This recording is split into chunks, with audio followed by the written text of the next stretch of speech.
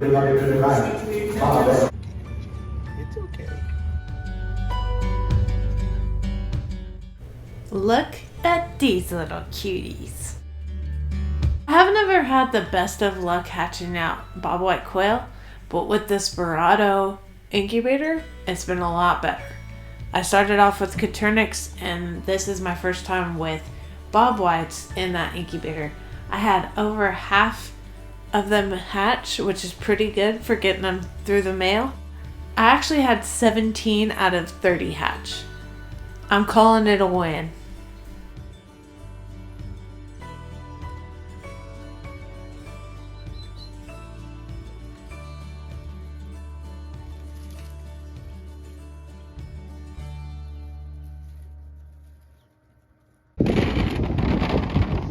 No, Ann. No, Ann. No.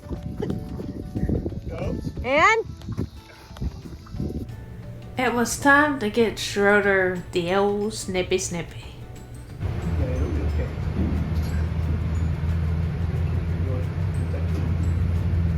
Now we could probably do this ourselves, but we don't have that fancy squeeze chute, so we won't.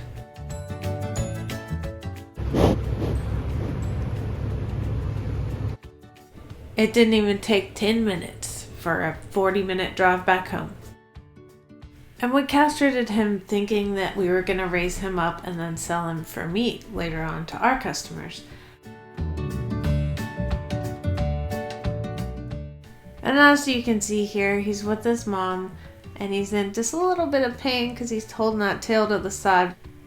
And 2 days later, he was completely fine. It was the plan all along to take Violet to the auction because her dad is Crockett, so she can't be bred by him. But our neighbor convinced us to take Schroeder too.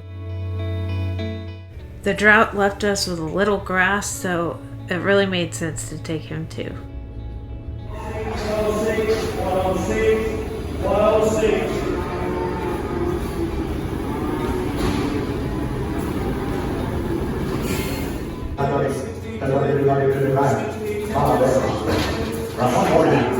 Violet only brought $1.80 a pound, but Schroeder brought $3 a pound, and that's pretty dang good.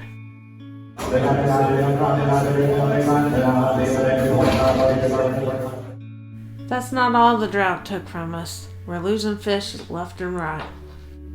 I think it was 2 weeks ago when we got half an inch of rain, and just recently we got 1.5 inches, but it just soaked straight through those cracks in the ground. It's just so dry. I was really hoping this was a before shot so I could show you afterwards, but it hasn't changed. The other day we drove by and I was like, no way, is that a stork? Well, he must have told all his buddies, because the next day this is how many storks were on our stock tank. Now we're 4 hours away from the coast, so I don't know how they found us, but apparently our fish taste good.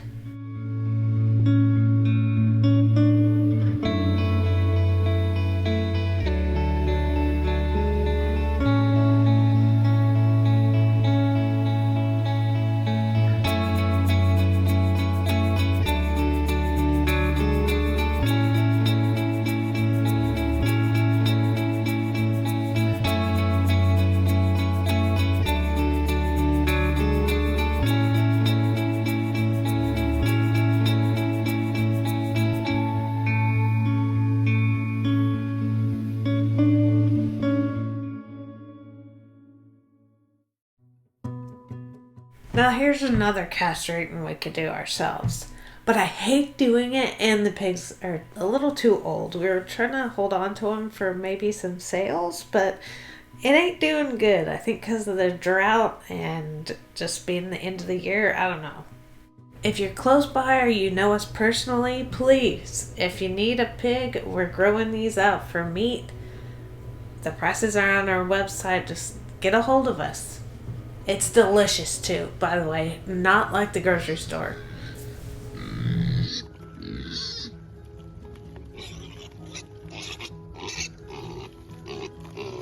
Not too loud.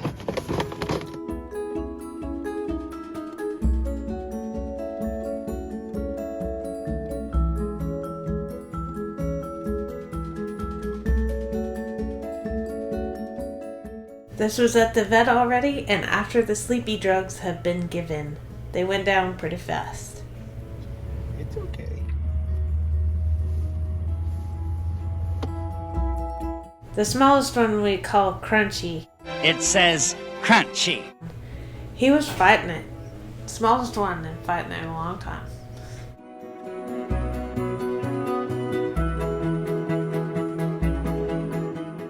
When we got back, we just put the kennel in the grazing area, and we thought they would get out on their own time.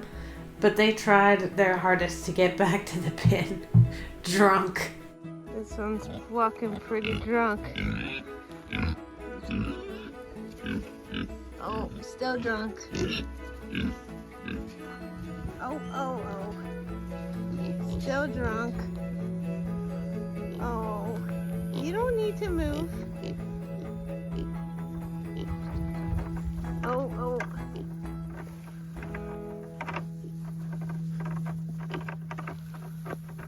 Plumbing was one of the last things we had to do in Derek's shop. It took a lot of Lowe's trips because he got the wrong size or it didn't work out right. He had to custom fit everything because of this 3-compartment sink. It's commercial, so it was hard to find stuff. After a bunch of setbacks and leaks and everything else, we got it going. He also got the hot water heater going, so it's hooked up to the sink here and the sink in the bathroom. And without further ado, Derek's kitchen and the bathroom.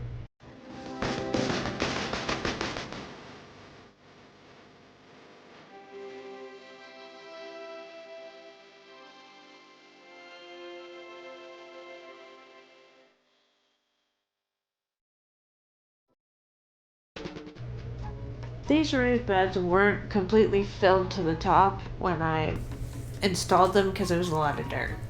But this year, before fall planting, I wanted to get compost put on top. This compost has pretty good reviews and it's cheap at Lowe's, so that's why I chose it. It's organic too.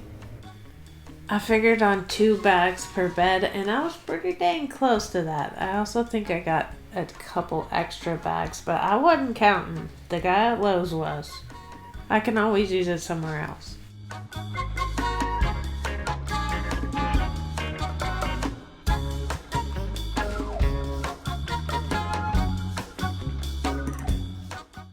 I have my handy kneeling pad and some fertilizer, a bunch of beets, and a little shovel.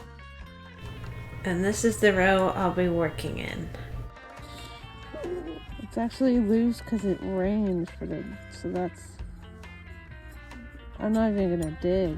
Beets are supposed to be a 1/2 inch down, so I poked it down just a little bit and then put soil on top of it. Every time I pull stuff out of these holes, I replace a little bit of soil, and that's fertilizer and water done. If you like this video, feel free to subscribe. I upload most Sundays, and you can keep watching us grow our farm. Have a good one.